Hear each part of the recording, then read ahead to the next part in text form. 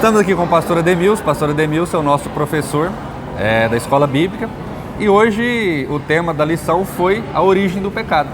E tivemos aí ideias e ensinamentos muito valiosos. Queria que o senhor falasse aí dessa lição muito importante de hoje.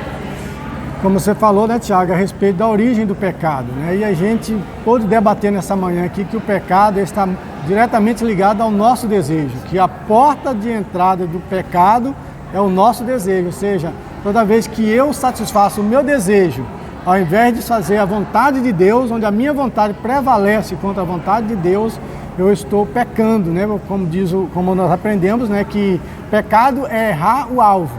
E assim como Caim, que foi o texto que eu usei aqui, Deus falou para ele que o pecado estava à porta e que o desejo dele era contra ele, e que ele deveria dominar o seu desejo, né? E Caim foi lá e matou o seu irmão, ou seja, ele não obedeceu, né?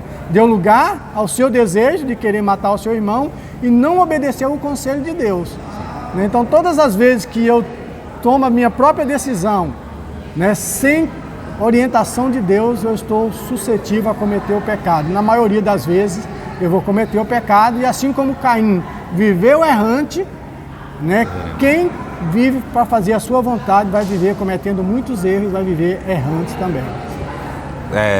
Tem aquele negócio, né, que o diabo leva a gente à tentação, né, leva até entregar e a gente atender ao nosso desejo, e depois solta a mão, e aí é onde que a gente vai na ladeira abaixo, né? E assim como Caim e outros também. Vai ali, aquele desejo de conquistar aconteceu, mas depois vem ali as consequências, que é a vida eterna sem Deus.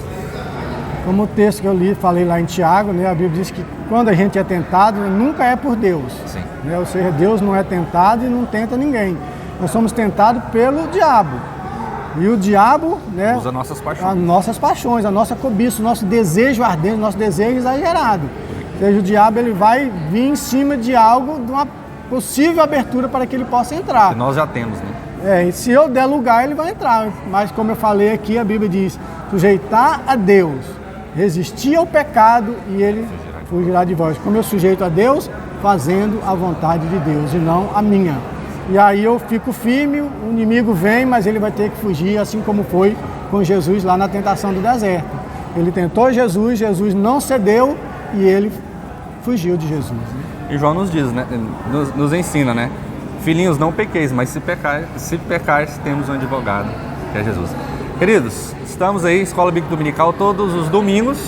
A partir das 8h30 da manhã, você é nosso convidado especial. Né? Deus tem falado muito conosco, são momentos que Deus tem tirado para falar comigo e com você. Então venha participar conosco, traga sua família, seus filhos, né, para que juntos possamos aprender a palavra de Deus.